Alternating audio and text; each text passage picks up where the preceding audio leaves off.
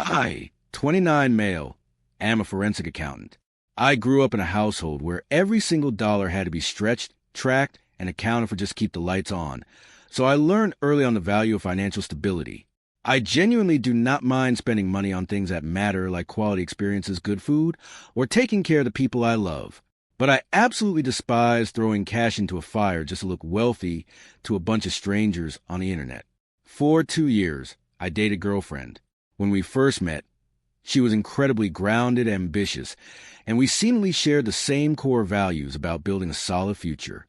But over the last 8 months of our relationship, something major shifted in her. Her social media feeds basically became her entire reality. She started constantly comparing our life to the highly curated, sponsored lives of influencers. A standard weekend date for us used to be a really nice dinner and a movie, but lately it had turned into a barrage of complaints from her about how we never did anything aesthetic or Instagram-worthy. Our 2-year anniversary was approaching, and I wanted to make it genuinely special. I spent weeks planning a weekend trip to a beautiful coastal town about 3 hours away from where we live. I booked a cozy, highly rated bed and breakfast, made reservations at an incredible seafood restaurant overlooking the water, and even planned a private sunset boat tour. It wasn't a cheap trip by any means. It was thoughtful, intimate, and I had entirely paid for everything in advance. I presented the printed itinerary to her on a Tuesday evening over dinner at my apartment. I was excited to show her what I had planned. She looked at the confirmation pages, pushed them across the table, and just let out this heavy sigh. She looked at me and asked if this was it, not even attempting to hide the disdain in her voice. I was taken aback and asked her to clarify what she meant. She reached into her designer tote bag, which was a bag I bought her for a previous birthday, and pulled out a literal color-coded folder. She opened it up and slid it across the table toward me. It was a printed list of demands. She told me that it was our 2-year milestone and that she expected a certain standard to be met. Her exact itinerary was Friday night at the new Michelin star tasting menu downtown, Saturday checking into the luxury suite at the Grand Hotel, and Sunday doing the VIP spa package. I looked at the folder and did the mental math in my head. She was asking me to drop roughly $4,000 for a single weekend. I told her very plainly that I wasn't going to spend that kind of money on one weekend when I had already planned and paid for a beautiful trip for us.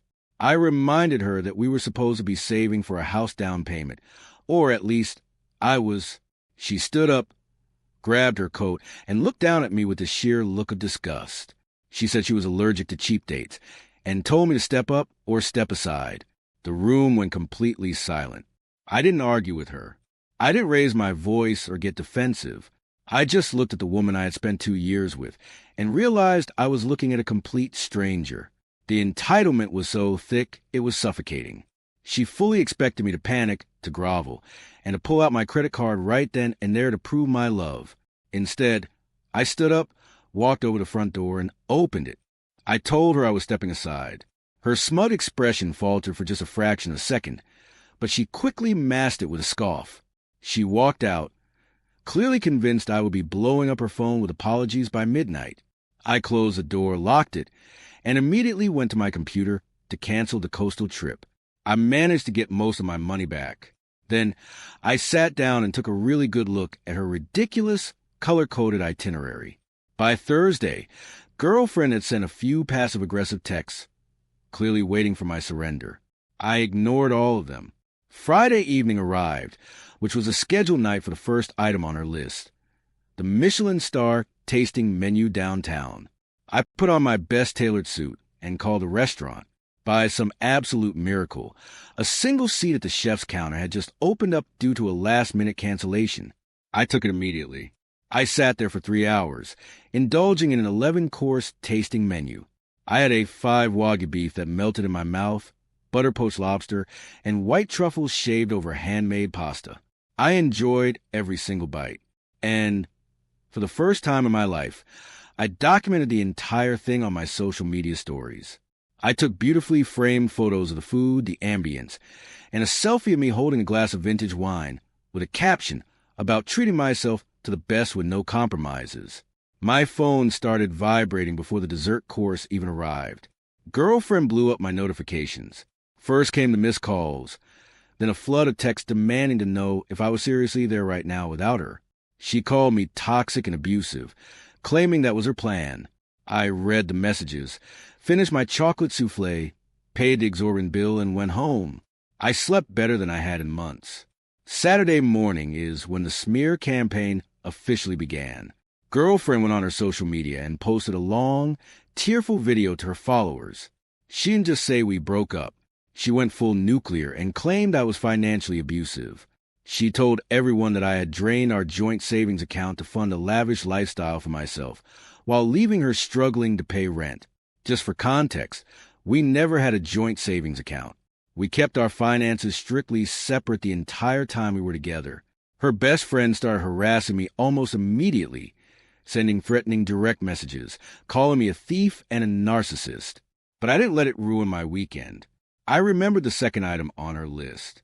I drove downtown to the grand hotel she had demanded, booked a standard room for myself for Saturday night, ordered an excessive amount of room service, and posted another picture of the city skyline from my hotel bed. Monday morning rolled around, and I went into the office. Before I could even get my coffee, I was called into boss's office. Boss looked incredibly uncomfortable. He informed me that the company's HR department had received an anonymous tip over the weekend. The tip claimed I was using company resources to embezzle funds to pay for a luxury lifestyle, and that I had been using company email servers to cyberstalk and harass an ex-partner. She was actually trying to destroy my career. I calmly asked boss to bring the HR director into the room. When they arrived, I handed them my personal bank statements, showing my legitimate income, my savings, and the single charge from a Michelin restaurant in the hotel. I demanded a full audit of my company emails and server usage right then and there, knowing my hands were completely clean. Being a forensic accountant, my documentation is absolutely flawless. I live and breathe paper. Trails. The HR director reviewed my evidence, cross-referenced the claims with IT, and cleared me entirely within 48 hours. The anonymous tipster had left a digital footprint tracing back to a throwaway email account, but the IP address perfectly matched girlfriend's apartment complex. I didn't confront her. I didn't send an angry text telling her I knew what she did. I needed to know why she escalated to trying to ruin my career so quickly. The entitlement was one thing, but the sheer desperation to destroy me over a missed hotel stay felt completely unhinged and out of nowhere. I reached out to a mutual acquaintance who had always been a bit gossipy, but very well-connected and reliable. I asked if girlfriend was in some kind of trouble. The truth spilled out fast. Girlfriend wasn't just wanting a luxury weekend. She was in massive, drowning debt before she met me. She had been dating ex-boyfriend, a guy who completely bankrolled her lifestyle. When they broke up, she owed him roughly $15,000 for credit card bills he had covered under the strict condition that she pay him back. Ex-boyfriend had recently reappeared in her life, demanding his money and threatening to take her to small claims court, which would completely ruin her credit and her aesthetic image. Girlfriend's master plan wasn't just to enjoy a luxury weekend with me. Her plan was to force me to book the $5,000 weekend on a refundable credit card. Then, she was going to secretly cancel hotel and spa packages herself, pocket the refunded cash to pay off ex-boyfriend, and blame the cancellations on a system error, while still keeping the dinner reservations. When I stepped aside, her entire financial bailout collapsed instantly. Her desperation turned into dangerous, blinding entitlement. On Wednesday, while I was at work, I received a motion-detected notification on my phone from my living room. I opened the security app. I had installed a hidden camera tucked inside a bookshelf months ago after my building had a major package theft issue. The live feed showed girlfriend inside my apartment. I had completely forgotten she still had an old spare key from when she used to feed my cat while I was traveling. I watched the screen, holding my breath in my office, as she aggressively tore through my belongings. She was furious, throwing cushions off the couch and pulling out desk drawers. Then she walked into my bedroom out of the camera's main view. She emerged 2 minutes later, holding a very specific velvet box. Inside that box was a vintage luxury watch my grandfather had left me. I had it appraised a few years ago, and its value was around $8,000. She shoved the box into her purse, walked out the front door, and locked it behind her. She genuinely thought she was owed this. She thought because I wouldn't pay for her absurd lifestyle, she had the right to simply take the equivalent value from my home to solve her problems. I didn't rush home. I didn't call her to demand it back. I let her commit to her crime entirely. I waited exactly 4 hours, giving her enough time to take it to a pawn shop, which I knew she would do immediately given her urgent debt to ex-boyfriend. Then I calmly left work, walked into the local police precinct, and asked to speak with a detective. I handed over the high-definition security footage, clearly showing girlfriend entering my apartment without permission and stealing an item valued well over the grand larceny threshold in my state. The detective explained the reality of the situation. Because she used a key to enter a dwelling without permission with the specific intent to commit a crime, the charge wasn't just a simple theft. It was burglary in the second degree, which is a serious felony, coupled with grand larceny. The detective took my sworn statement, reviewed the footage, and verified the official appraisal documents I provided for the watch. The next morning, which was Thursday, 2 uniformed officers walked right into girlfriend's upscale corporate workplace. They didn't do it quietly. They arrested her in the middle of her open-plan office, read her Miranda rights loud and clear, placed her in handcuffs, and walked her past all of her stunned colleagues. She spent Thursday night in a holding cell. On Friday morning, she was arraigned in court.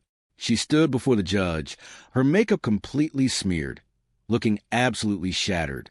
The judge set her bail at $10,000. She couldn't afford a dime of it. She sat in the county jail for 3 full days until her parents finally managed to secure a bail bondsman. But I wasn't finished holding her accountable. While she was dealing with the criminal justice system, I retained a sharp civil litigator. The false accusation she sent to my employer accusing me of embezzlement and cyberstalking constituted defamation per se, which in the U.S. means a false statement published to a third party that harms someone in their trade, business, or profession. Because it was defamation per se, I didn't even have to prove exact financial damages. The damage to my reputation was presumed. The day after she finally bailed out of jail, a process server walked up to her and handed her a civil summons. The legal process from that point on was methodical and completely crushing for her. In the criminal case, the evidence was simply insurmountable. The pawn shop she used had immediately flagged the watch from the police serial number database, and the police recovered it. I got my grandfather's watch back completely untouched. Faced with a potential multi-year prison sentence for burglary, girlfriend's defense attorney pushed desperately for a plea deal. 8 months later, she pleaded guilty to a reduced charge of felony grand theft in exchange for dropping the burglary charge. She received 3 years of strict probation, hundreds of hours of mandatory community service, and she now has a permanent felony record. She obviously lost her corporate job immediately upon her arrest. In the civil arena, she was entirely defenseless. She couldn't afford a lawyer to fight the defamation suit after paying her criminal defense fees. She failed to respond to the civil complaint within the required 30 days. My lawyer filed for a default judgment, and the judge awarded me significant damages for the intentional harm to my professional reputation. I now have a judgment against her that allows me to garnish her wages whenever she manages to find employment again.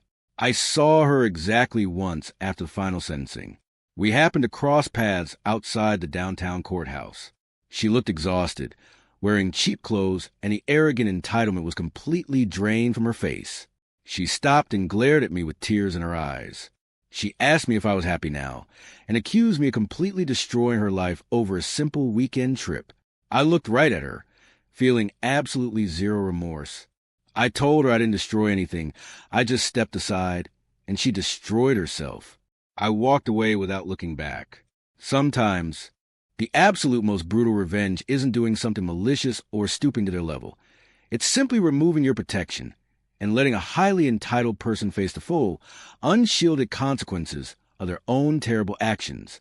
My life is incredibly quiet now. My finances are secure, and I still take myself out for Wagyu beef whenever the mood strikes. If you enjoyed watching sheer entitlement crash headfirst into a brick wall reality, hit that subscribe button. It's completely free, which is more than my ex can say.